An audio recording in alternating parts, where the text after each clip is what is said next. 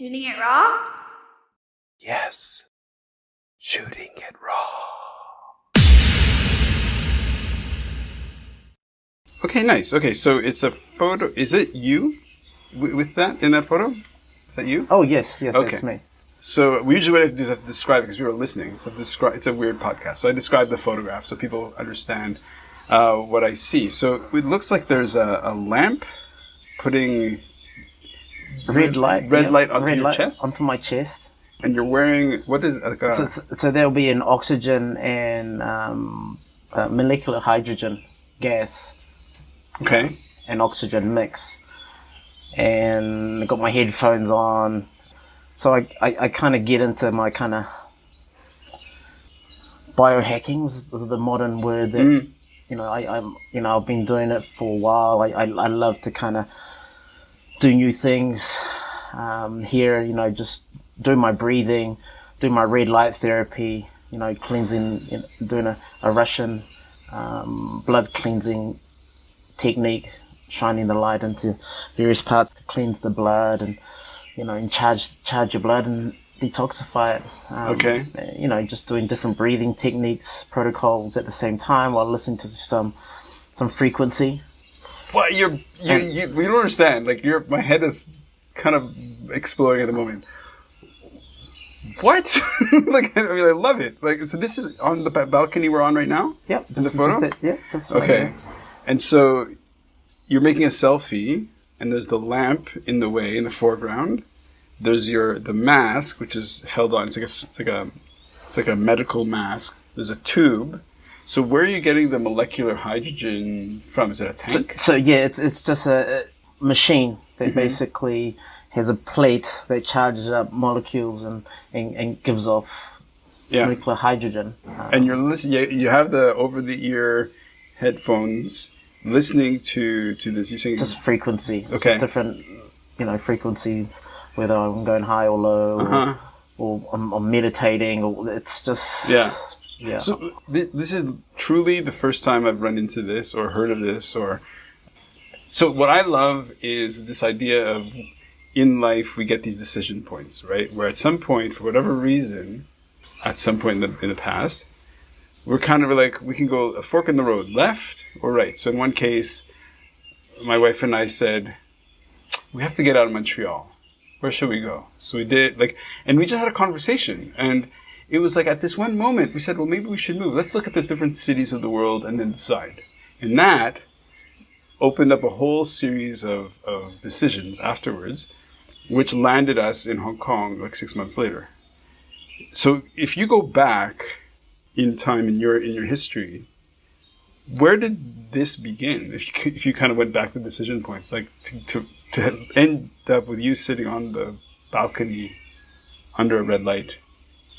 I think it started as a young person. I was right into martial arts and, looking at finding, thinking I can get superpowers. So it was that thrill of discovery.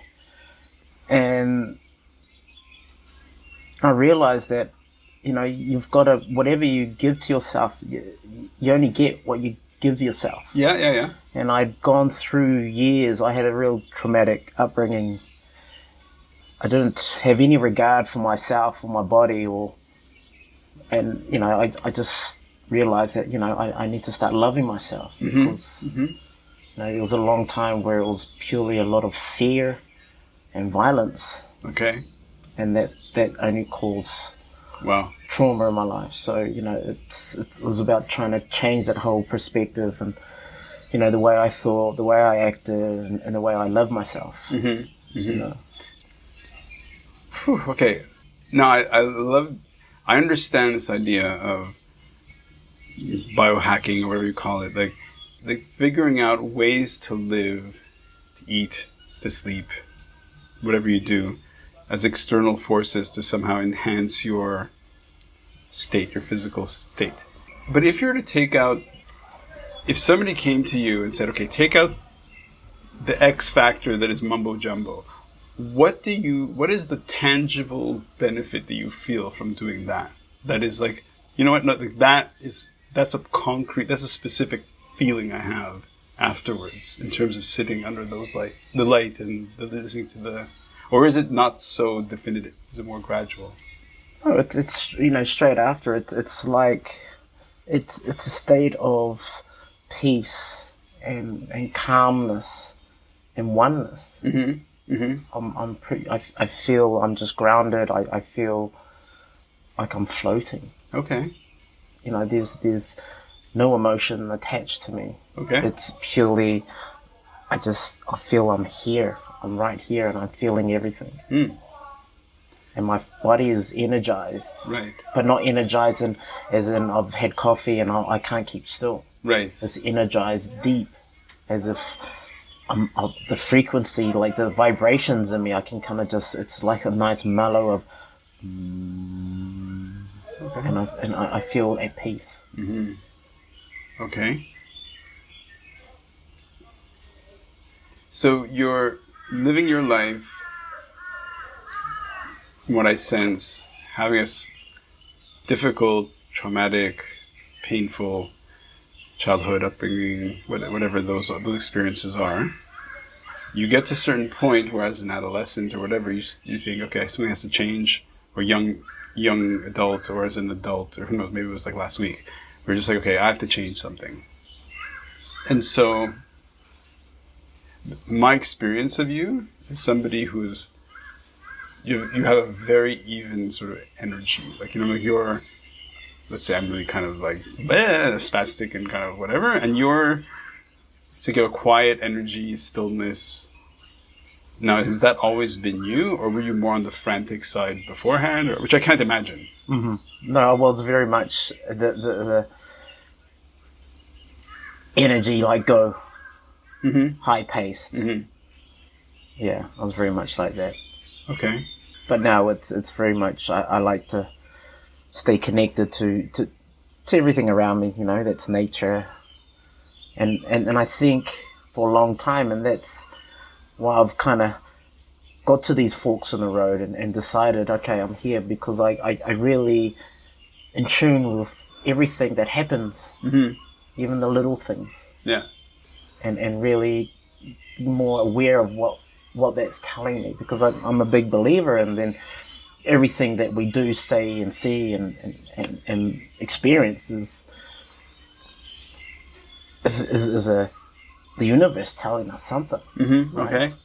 It's we for a long time we ask ourselves questions of where, what shall I do, this, all these things, right? And I just feel that the universe throws it at you, and you've just got to be in a state to see and hear and feel these things. Mm-hmm. We don't necessarily need to go there or into it, but because we barely know each other, the past 6 to 9 months of my life have slammed me against that sort of realization that, okay, what does the universe want? Like, who am I to even try? Like, in a sense, I kind of feel like I'm a passenger being taken along.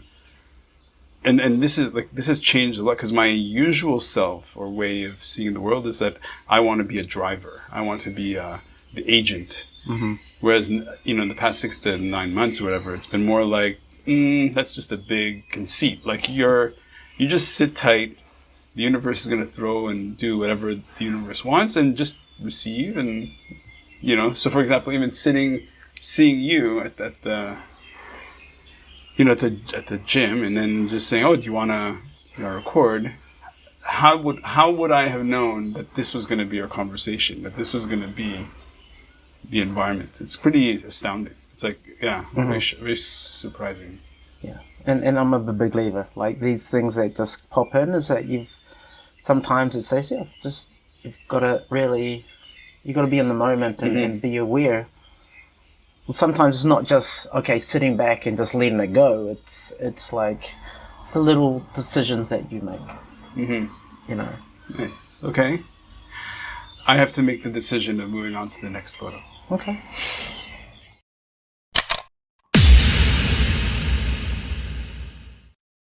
So, is life really a gift? Really? Can you make every second count? That's the whole point of the podcast. So if you like what you've seen and you're inspired, because that really is my mission, then please give it a like, subscribe, and share. Shooting it raw? Yes, shooting it raw.